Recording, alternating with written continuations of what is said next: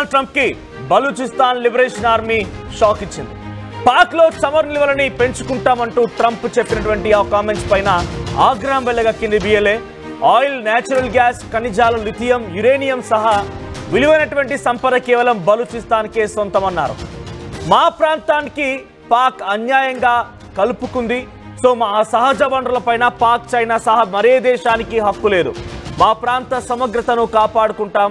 పాక్లోని భారీ చమురు నిల్వలపైన కన్నేసింది అమెరికా. అయితే పాకిస్తాన్ ఉన్నటువంటి చమురు నిల్వలపైన అత్యధికంగా అక్కడ బిఎల్ఏ ఏం చెప్పదలుచుకుందనంటే, పాకిస్తాన్లో ఉన్నటువంటి చమురు నిల్వలు మొత్తం కూడా బలూచిస్తాన్ అనేది ఖనిజ సంపదకి పెట్టినిల్ లాంటిది అనేది Balochistan liberation army చెప్తున్నమాట.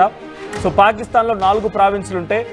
Khyber Pakhtunkhwa, Punjab province, Sindhu province and Balochistan. దీంట్లో బలూచిస్తాన్లోనే అత్యధికంగా ఖనిజ నిల్వలు ఉన్నాయి. బలూచిస్తాన్ మించి మిగిలినటువంటి 3 ప్రావిన్స్లో ఎటువంటి ఖనిజ నిల్వలు లేవు. సో అత్యధికంగా దేశ ఆర్థిక వ్యవస్థకు సంబంధించి 60% కూడా ఈ బలూచిస్తాన్ లిబరేషన్ ఆర్మీ నుంచే వస్తుంటుంది. అక్కడ హార్బర్లు కానివ్వండి, మినరల్స్ కానివ్వండి, అత్యధికమైనటువంటి ఖనిజ విలువల్ని మొత్తాన్ని కూడా పాకిస్తాన్ వాడుకొని వాటిని అమ్మకానికి పెట్టి ప్రస్తుతానికి మరింతగా తమ ఆర్థిక స్థితిగతులను పెంచుకోవాలన్న ఆలోచన పాకిస్తాన్ ప్రభుత్వం చేస్తోంది. ఇప్పుడు బలూచిస్తాన్ లిబరేషన్ ఆర్మీ ఏమంటోందనంటే, ఇప్పటికే పాకిస్తాన్ మమ్మల్ని కలుపుకొని మమ్మల్ని తీవ్రంగా నష్టపరుస్తోంది, మళ్ళీ మీరు వచ్చి ఈ రకంగా చేస్తారంటే మీకు ఖబర్దార్ అన్నట్టు కూడా డొనాల్డ్ ట్రంప్కి బిఎల్ఏ హెచ్చరికలు జారీ చేస్తోంది.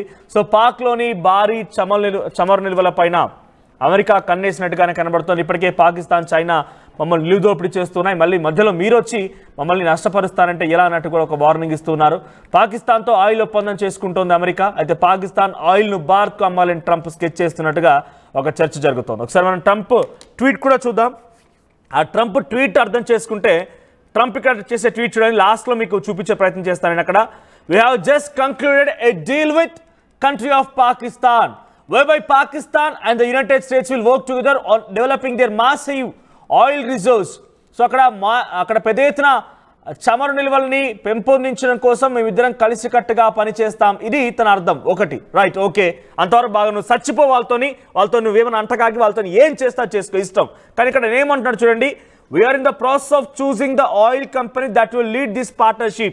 ఏదో ఒక ఆయిల్ కంపెనీ దీంతో పాటుగా దీన్ని లీడ్ చేసే విధంగా పార్ట్నర్షిప్లో వస్తుందని చెప్పి మేము ఆశిస్తున్నామని చెప్పి తన తర్వాత కింద ఆయన ఒక కామెంట్ చేశారు. దాంట్లో ఏమంటున్నారంటే ఆయన, who knows, maybe they will be selling to India someday.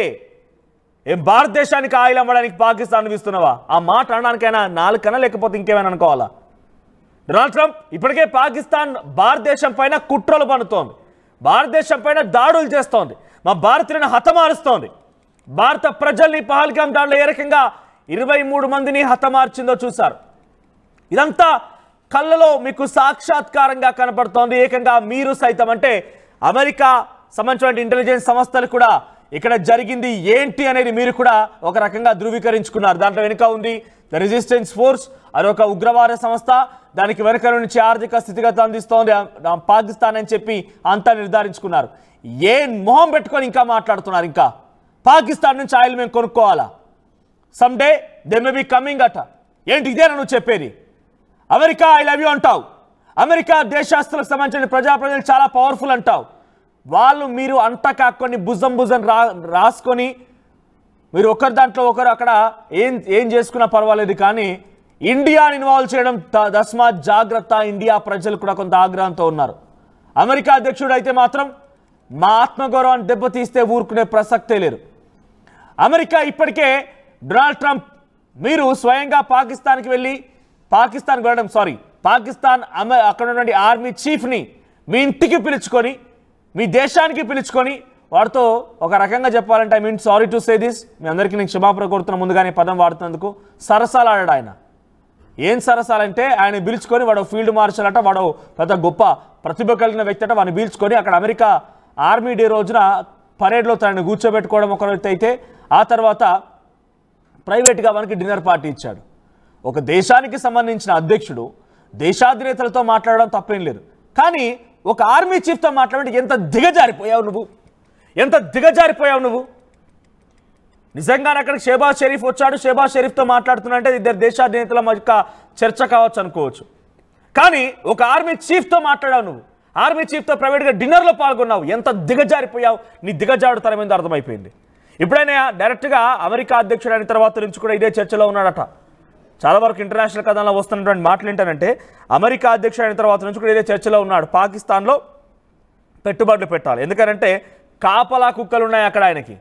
అక్కడ ఉన్నవే పిచ్చి కుక్కలు, ఆ పిచ్చి కుక్కలని కాపలాగా పెట్టుకొని ఈయన ఒక పెట్టుబడి పెట్టి అక్కడ పెద్ద ఎత్తున రాబట్టాలని ఆలోచనతో ఉన్నాడు. అందుకే అక్కడ పాకిస్తాన్లో అన్ని రకాలుగా ఆయన పెట్టుబడులకు సిద్ధమయ్యాడు.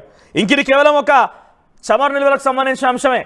రేపటి రోజున ఫర్దర్గా డిజిటల్ కరెన్సీ కూడా కేర్ ఆఫ్ అడ్రస్గా చేయబోతున్నాడు పాకిస్తాన్ ఆయన. అటువంటి చర్చలు జరుగుతున్నాయి. మరి ఎంత దుర్మార్గంగా డొనాల్డ్ ట్రంప్ వివరిస్తున్నారు, దేశాధినేతలు మొత్తం కూడా పరిశీలిస్తూనే ఉన్నారు. భారతదేశం ఆయన యొక్క మూమెంట్స్ని ప్రతిదీ గమనిస్తూనే ఉంది. ఈరోజు మీరు అధ్యక్షుడిగా ఉన్నారు కాబట్టి, లేకపోతే మీరు ఒక ఒంటెద్దు పోకడలతో ఒక బాలకాలి అంటే సెనటిల్ అనేటువంటి ఒక బాలకాలితో మీరు ఒక మానసిక రుగ్మతతో బాధపడుతున్నట్టుగానే మీ యొక్క వ్యవహారం కనబడుతోంది. మ్యాడ్ మ్యాన్ థియరీ అనేది చాలా స్పష్టంగా కనబడుతోంది. ఈరోజు గమనిస్తూ ఉన్నారు. రేపటి రోజున డెఫినెట్గా అంతకంతకు శాస్తి అనుభవించక తప్పదు. ఎందుకంటే ప్రతిరోజు నీ రోజు నడుస్తుందంటే కొన్ని పొరపాటే. సో అనవసరంగా పాకిస్తాన్తో దోస్తాను పెట్టుకో, పాకిస్తాన్లో ఏమైనా చేసుకో, కానీ పాకిస్తాన్కి నువ్వు ఆర్థికంగా వనరులు సమకూరుస్తున్నావు అనేది మా భావన. అక్కడితో మేము ఓకే, కానీ నువ్వు మళ్ళీ అక్కడికి వెళ్ళిపోయి వాళ్ళు రెచ్చగొట్టే విధంగా రేపటి రోజున ఇండియా కూడా కొనుక్కుంటుందేమో పాకిస్తాన్ నుంచి. అంటే ఇండియా అంత చేతకంతనంగా కనబడుతుందా నీకు? ఇండియా అంత సైలెంట్గా కనబడుతోందా? రేపటి రోజున పాకిస్తాన్ దగ్గర నుంచి ఇండియానే కొనుక్కోవచ్చేమో, మేబీ సమ్ డే కమ్స్ అని అంటున్నాడు ఆయన. ఏదో ఒక రోజు రావచ్చేమో. అంటే నువ్వు పాకిస్తాన్ని లిఫ్ట్ చేసి పాకిస్తాన్ని ముందు తీసుకెళ్తుంటే పాకిస్తాన్ని చూసి ఇండియా కుళ్ళుకొని పాకిస్తాన్ నుంచి ఆయిల్ కొనుక్కుంటుందా? డొనాల్డ్ ట్రంప్ ఇప్పటికైనా నీ యొక్క మాటల తీరు మానుకోకపోతే, ఇప్పటికే ఇరాన్పై దాడి చేసిన క్రమంలో ఇరాన్ ఏ రకంగా హెచ్చరించిందో చూసాం. తర్వాత రష్యా కూడా కొంత ఆగ్రహంతోనే ఉంది, చైనా ఆగ్రహంతో ఉంది, బ్రిక్స్ దేశాలని ఆగ్రహంతో ఉన్నాయి. నీ యొక్క పని నీ రోజు కావచ్చు, కానీ డెఫినెట్గా ఒకరోజు శాస్తి మాత్రం అనుభవించక తప్పదు. సో డెఫినెట్గా డొనాల్డ్ ట్రంప్ యొక్క వ్యవహారం ప్రతిసారి కూడా ఇండియాని ఇబ్బందులకు గురి చేసే విధంగానే ఉంది.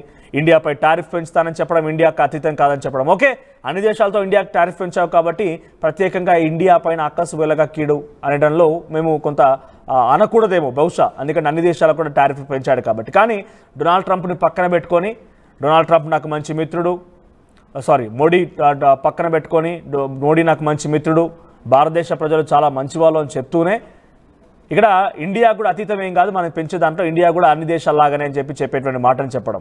ఆ తర్వాత యాపిల్ కంపెనీ ఇక్కడ పెట్టుబడులు పెడతానంటే యాపిల్ కంపెనీ పెట్టుబడులు పెట్టొద్దు అని చెప్పడం.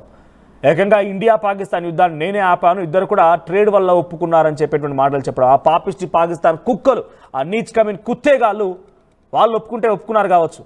ఏమని? మాకు బిజినెస్ కావాలి, మేము అందుకే యుద్ధాన్ని ఆపేస్తామని చెప్పి నీ మాట విని వాళ్ళు ఒప్పుకున్నారు కావచ్చు.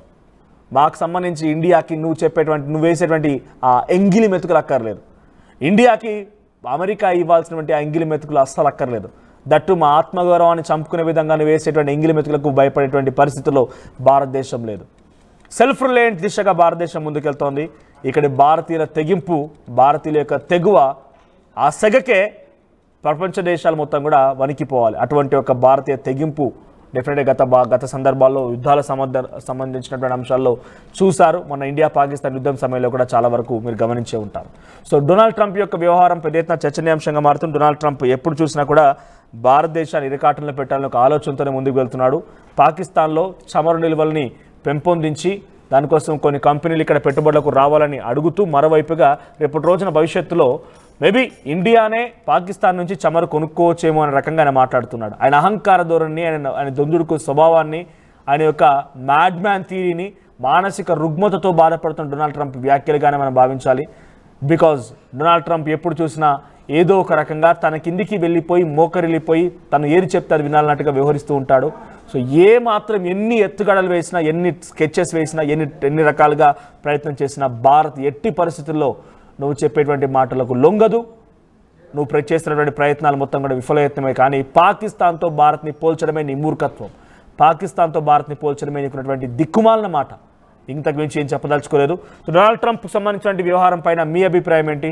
కామెంట్ చేయండి.